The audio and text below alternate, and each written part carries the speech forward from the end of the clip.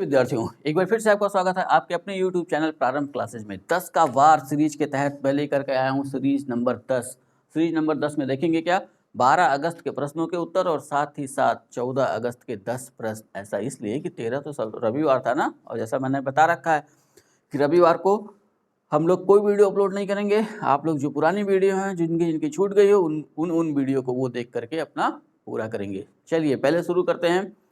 12 अगस्त का पहला प्रश्न, आप लोग अपने अपने आंसर को मिलाना शुरू करिए। पहला प्रश्न था शिमला सम्मेलन में कांग्रेस प्रतिनिधि मंडल का नेतृत्व किसने किया।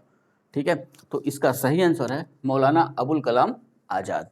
थोड़ा सा पीछे चलते हैं, इसके पिछले वाले 10 क्वेश्चन में हम लोगों ने मैंने क्वेश्चन पूछा था शिमला सम्मेलन बुलाया किसने था, तो लॉर्ड वेवेल। कब से कब तक हुआ, 25 जून से 14 जुलाई 1945। शिमला सम्मेलन में गांधी जी ने भाग लिया था? नहीं, गांधी जी शिमला में मौजूद थे लेकिन शिमला सम्मेलन में भाग नहीं लिए थे। तो ये अगला क्वेश्चन जो बनता है कि शिमला सम्मेलन में कांग्रेस का प्रतिनिधित्व किसने किया, या कांग्रेस के प्रतिनिधि मंडल का नेतृत्व किसने किया, तो अपना सीधा सा आंसर हो जाएगा मौलाना अबुल कलाम आज़ाद। ठीक है, सेकंड पॉइंट में आते हैं। कितनी जनसंख्या पर संविधान सभा के एक प्रतिनिधि का चुनाव किया गया, संविधान सभा में किस प्रांत के सर्वाधिक प्रतिनिधि थे। तो जो संविधान सभा जो बनी, तो ये ध्यान रखना, कैबिनेट मिशन प्लान 1946, इसी के तहत संविधान सभा का गठन हुआ।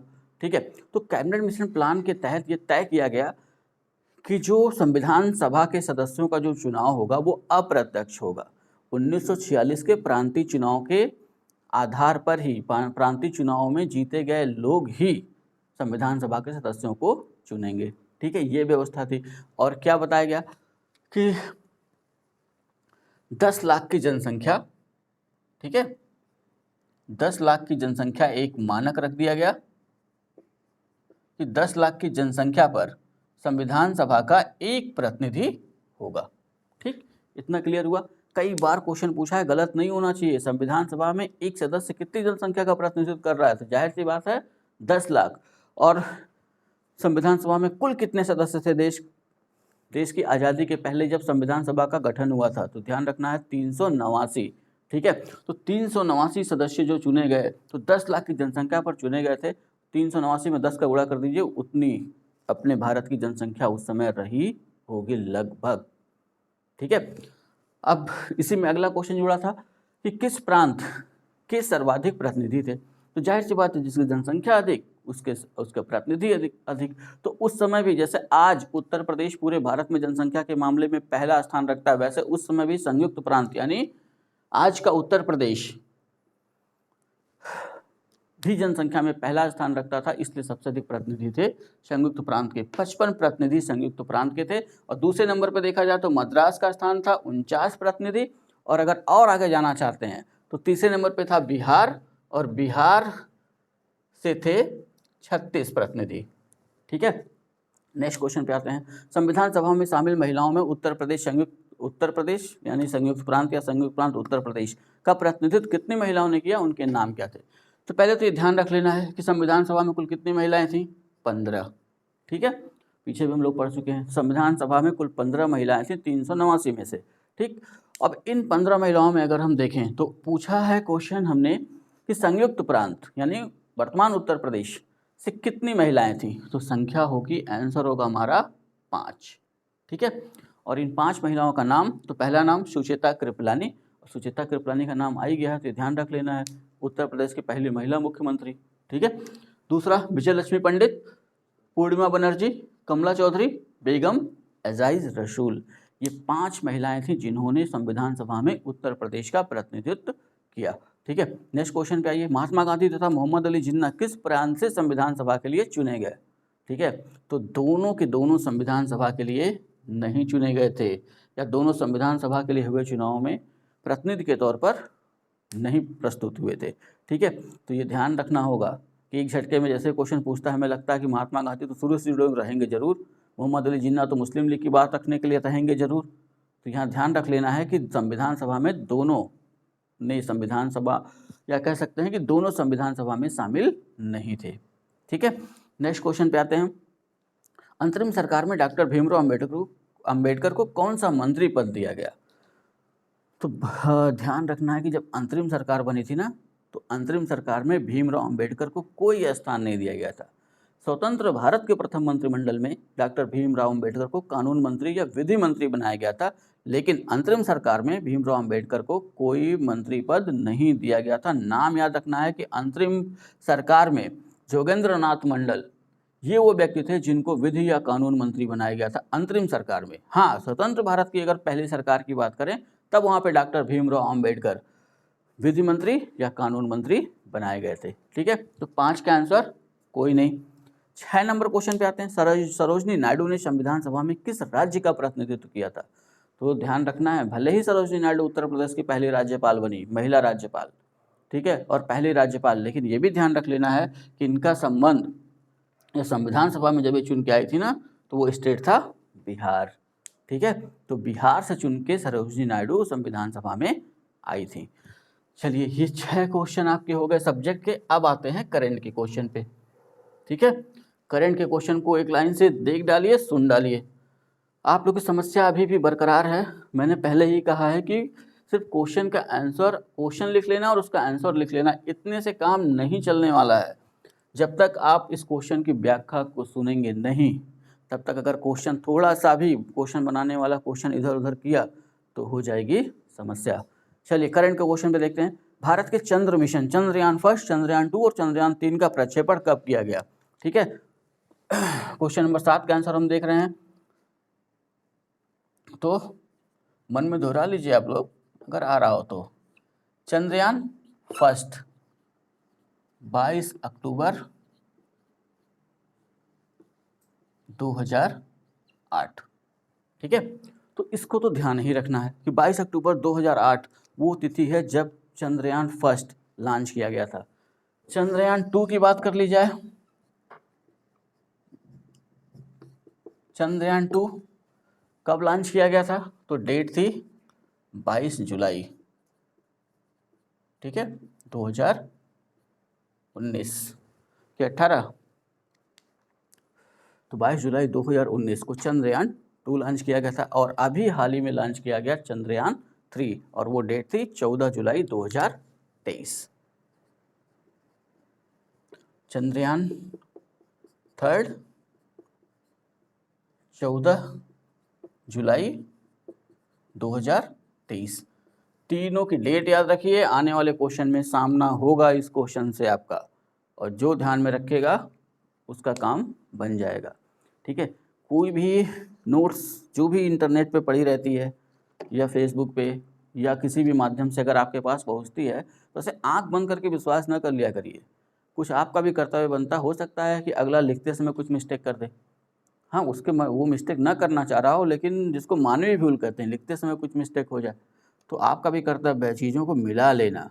ठीक, एक चीज़ आपको मिल गया, एक डायग्राम किसी ने बना के दे दिया, कहीं आपने इंटरनेट से निकाल लिया, फेसबुक से, व्हाट्सएप से, टेलीग्राम से, कहीं से भी आपको मिल गया, तो उसको देखिए कि जो लिखा गया है वो सही है या नहीं।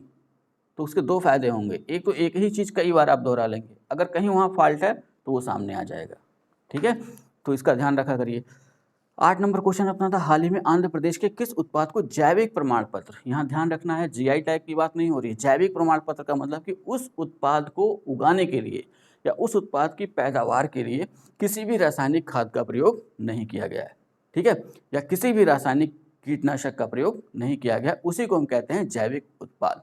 ठीक है, याद होगा कि इसके पहले मणिपुर का कचाई लेमन, कचाई नींबू, इसको भी जैविक उत्पाद का प्रमाण पत्र दिया गया था। ठीक है, अगर अंग्रेजी में कहें तो ऑर्गेनिक सर्टिफिकेट कहते हैं इसको। तो क्वेश्चन ये है कि आंध्र प्रदेश के किस उत्पाद को जैविक प्रमाण पत्र प्रदान किया गया था? ठीक है, तो आंसर क्या है अपना?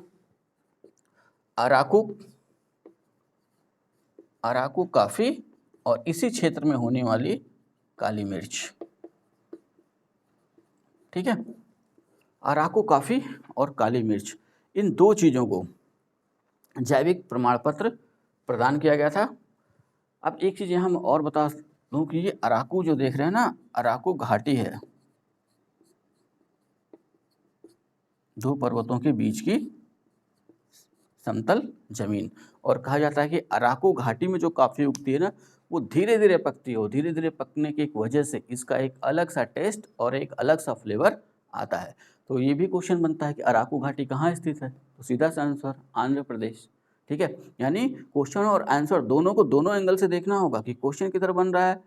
अगर कभी कभी आंसर से क्वेश्चन बना लिया जाता है, कभी कभी, और सामान्यतः क्वेश्चन से तो क्वेश्चन बनेगा ही।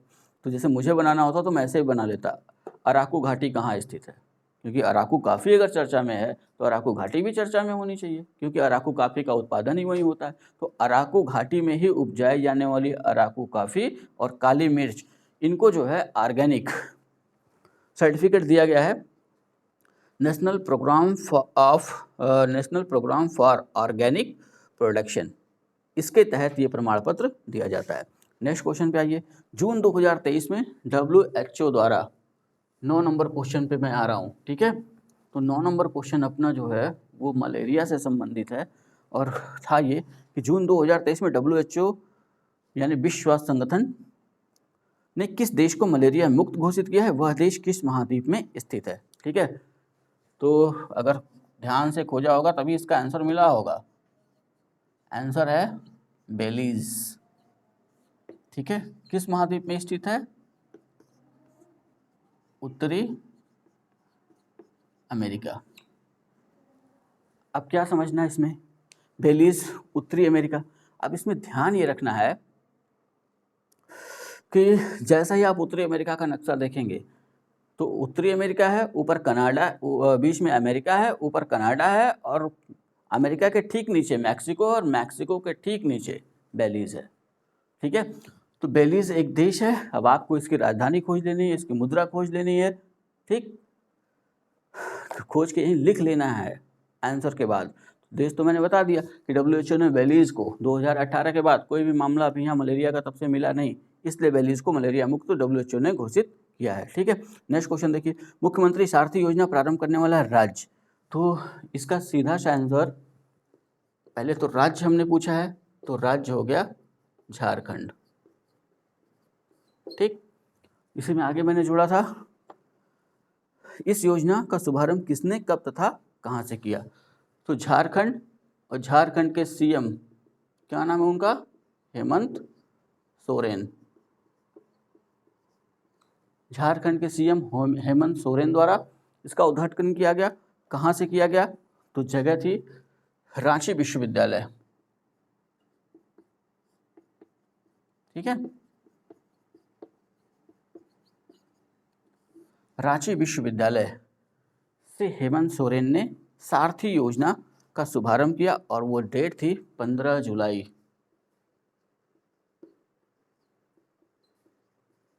15 जुलाई 2023। अब ये योजना लाई क्यों गई, ठीक है।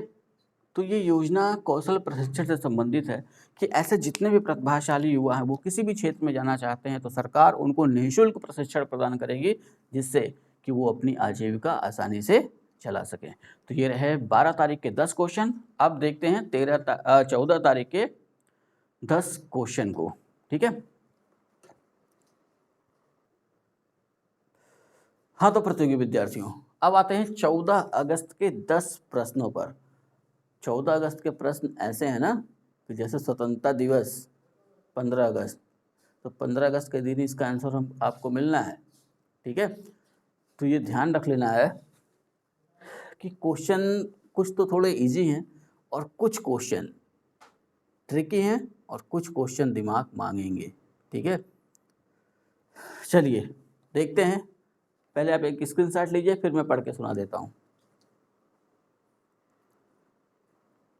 चलिए देखिए, पहला क्वेश्चन है, डॉक्टर भीमराव अंबेडकर का चुनाव पहली बार संविधान सभा में कहाँ से हुआ था तथा दूसरी बार उनका पुनः निर्वाचन कहाँ से हुआ, ठीक।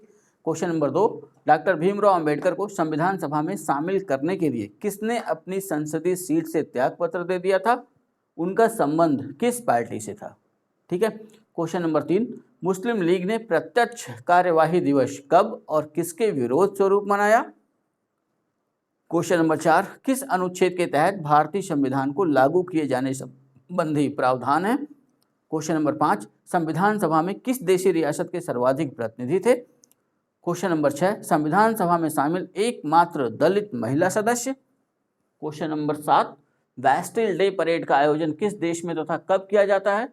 बैस्टिल डे परेड में मुख्य अतिथि के रूप में शामिल होने वाले पहले भारतीय प्रधानमंत्री। क्वेश्चन नंबर 8, हाल ही में भारत ने किस देश को एक सेवारत मिसाइल कार्बेट उपहार में दिया है? इस कार्बेट का नाम क्या है? क्वेश्चन नंबर 9, भारत के पहले वैदिक थीम पार्क वेद वन पार्क का उद्घाटन कहां तथा किसके द्वारा किया गया? क्वेश्चन नंबर 10, मैत्रेयी जो हाल ही में चर्चा में रहा क्या है? ठीक है, तो बहुत ध्यान से क्वेश्चन को पढ़िएगा, ध्यान से खोजिएगा। हाँ, कल मिलेंगे शाम को इन 10 क्वेश्चंस के आंसर लेकर के। तब तक आप अपना बहुत ख्याल रखिए। कल स्वतंत्रता दिवस है, देश की आज़ादी का उत्सव,